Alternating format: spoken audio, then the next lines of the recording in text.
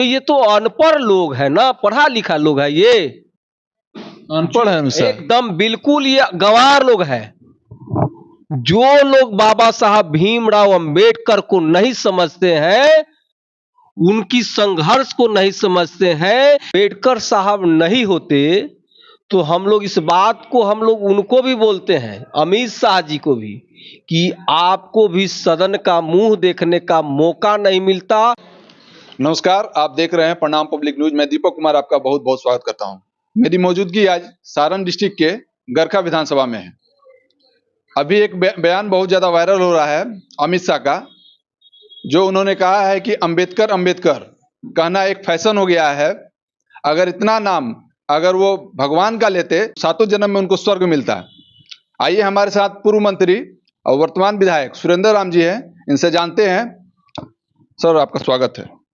बहुत बहुत धन्यवाद आपको और आपका चैनल को। क्या बोलना चाहिएगा इस बयान पे आप?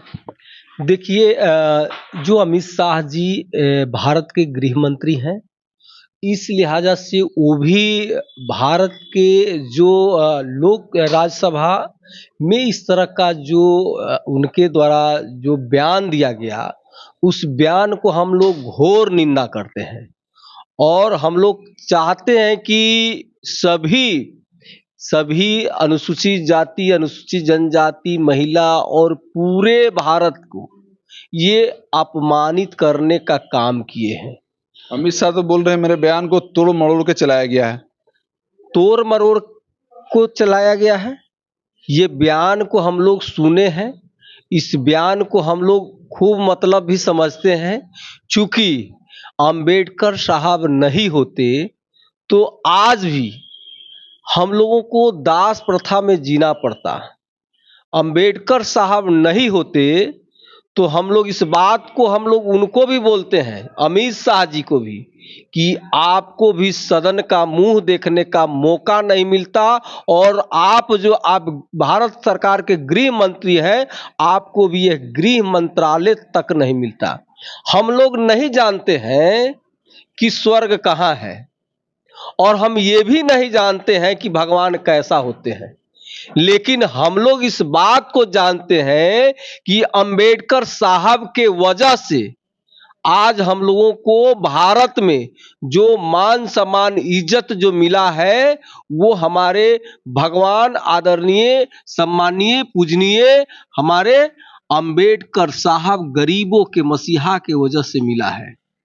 हम लोग नहीं जानते हैं कि स्वर्ग कैसा होता है, लेकिन बाबा साहब डॉक्टर भीमराव अंबेडकर ने जो हम लोगों को भारत में जो नरकीय जीवन था, उनके वजह से हम लोगों को यहाँ थोड़ा क्या पूरा स्वर्ग जैसा हम लोगों को महसूस होता है।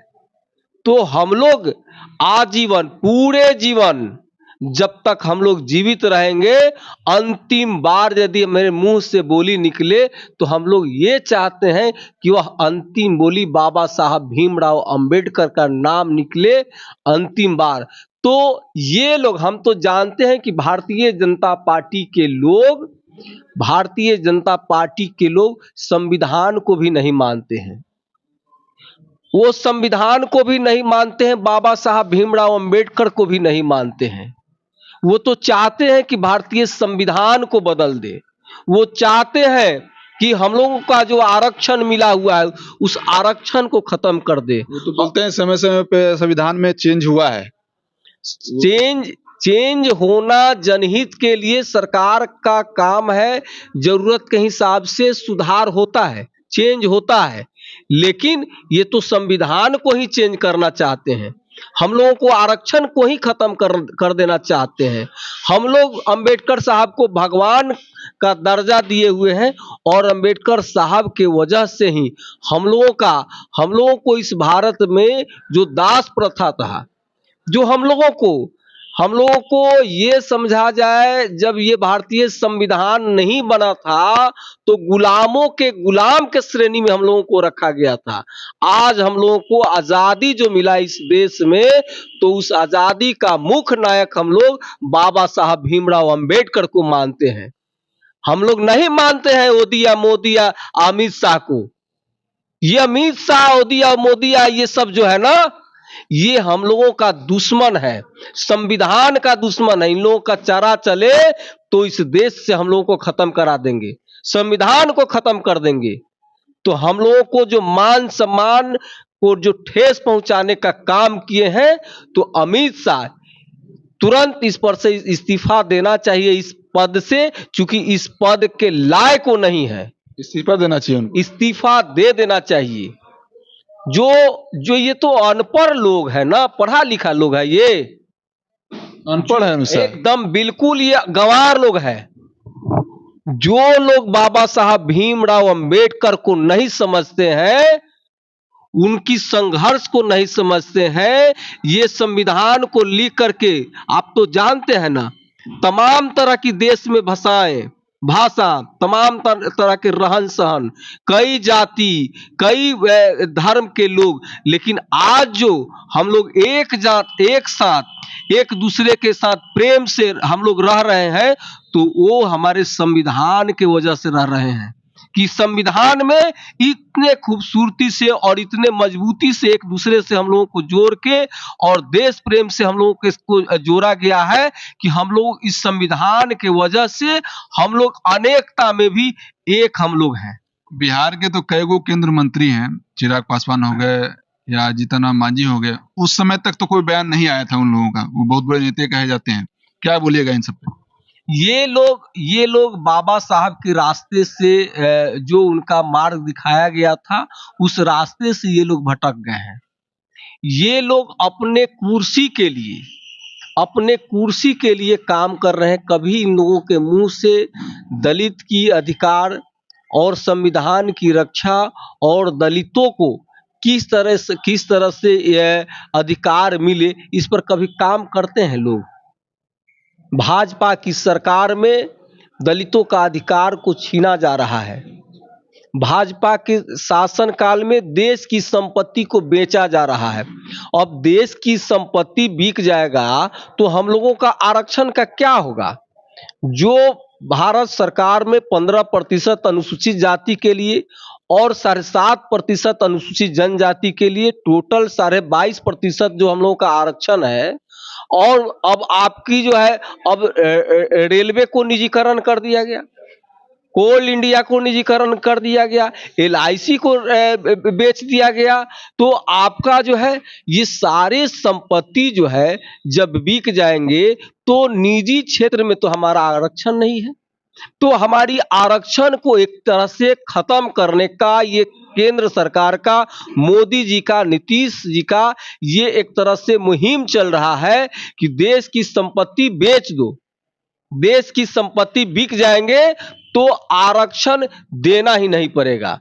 तो हम लोग यही कहेंगे कि देश की संपत्ति बेच करके हम लोगों का आरक्षण को खत्म करने का जो भाजपा का मुहिम है, इस मुहिम को हम लोग कामयाब नहीं होने देंगे। अच्छा, राष्ट्रीय जनता दल और आरजेडी का क्या स्टैंड है इस पे?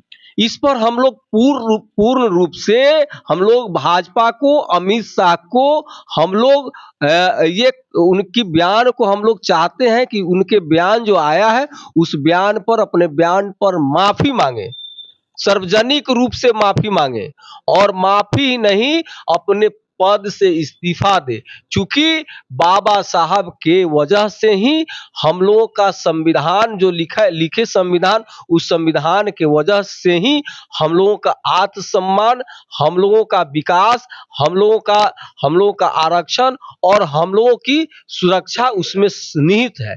तो बाबा साहब को हम लोग भगवान मानते हैं और हमारे भगवान का अपमान किए हैं, इसलिए मैं और मेरे पार्टी उस पर हम लोग मोदी जी को और अमित शाह को हम लोग उनके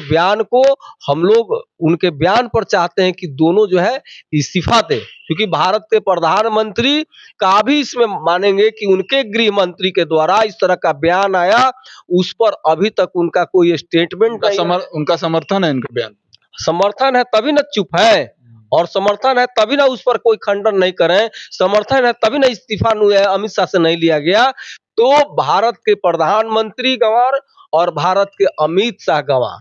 गृह मंत्री, ये दोनों ना प्रधानमंत्री के पद के लायक है, ना गृह मंत्री की ये लोग पद के लायक है। ये इनसे भारत की जो है प्रतिष्ठा, भारत की साख जो है ना, इन लोगों के प्रधानमंत्री और गृह मंत्री बनने से घटा है। अच्छा, 2025 के चुनाव पे इसका क्या असर पड़ेगा? अभी दिल्ली में भी चुनाव होने वाला है, उसका क्या असर पड़ेगा इसके बयान से? इसके बाद जो भी चुनाव माने कि होंगे, उसमें पुरजोर तरीके से अनुसूचित जाति, अनुसूचित जनजाति और महिला और पूरे भारत के लोग इस पर भारतीय जनता एनडीए पार्टी को हम लोग विरोध करेंगे और सभी जगह से, सभी चुनाव में पूर्ण रूप से एनडीए हारेगी, हारेगी ही नहीं, पूर्ण रूप से इसकी सफाया होगा। एक सवाल आपके पार्टी की सा है, जो मैनिफेस्टो आप लोग का आने वाला है, माई बहन योजना, जो उसमें ऐड होगा शायद 2025 में, उस पे क्या बोलना चाहिए? क्या है उसका पूरा डिटेल बताइए। देखिए, ये हमारे आदरणीय सम्मानीय गरीबों के मसीहा आदरणीय लालू जी और आदरणीय सम्मानीय तेजस्वी प्रसाद यादव जी का, ये सब लोग इस बात को देख रहे हैं कि महिलाएं थोड़े थोड़े से पैसे के लिए, बीमारी हो या थोड़ा थोड़ा सा घर के जरूरतों का चीज हो, वो पूरा नहीं कर पाती है। तो इसके लिए महिलाओं का उत्थान हो, महिलाओं का सशक्तिकरण हो, महिलाएं जो है किसी चीज के लिए वंचित नहीं रहे, तो इसके लिए माई बहन मान योजना, माई बहन मान योजना के तहत यदि हमारी सरकार बनती है तो सभी महिलाओं को 25-2500 रुपया उनके खाते में दिया जाएगा। महीने में प्रत्येक महीना 25-2500 रुपया उनके खाते में जाएगा।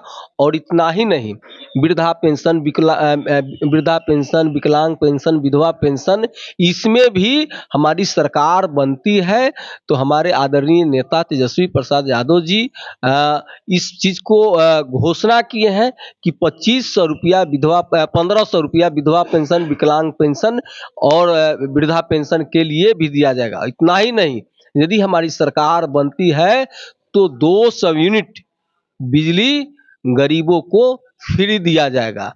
तो ये सारी योजनाएं हमारी सरकार बनता है तो उस स्थिति में ये गरीबों को दिया जाएगा। चलिए, आपको वीडियो कैसा लगा? आप कमेंट करके अपनी राय जरूर बताएं। धन्यवाद।